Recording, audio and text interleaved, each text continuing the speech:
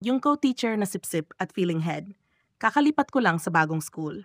Akala ko okay lahat, pero ayun, may isa akong co-teacher na medyo matagal na dito. At unti-unti ko nang napapansin, sipsip sa admin at sa head. Yung tipong bawat meeting, siya lagi ang unang nagsasalita. Laging may pa-agree sa sinasabi ng principal. Parang kung wala siya, di gagalaw ang buong faculty. Nakaka-cring minsan kasi harap-harapan talaga yung pagsipsip at buhat bangko. Hindi ako sanay sa ganitong setup. Sa dati kong school, tahimik lang, trabaho lang, walang pa-star. May times pa na siya mismo ang nagre-report o nagsusumbong sa head about small things sa ibang teachers. Tapos ngayon, kung makautos at makadecide sa schedule o activities, akala mo siya na yung head teacher. Gusto ko na lang umiwas kasi bagong lipat pa lang ako at ayokong ma-issue. Pero ang hirap pag araw-araw mong nakikita yung ganyang ugali.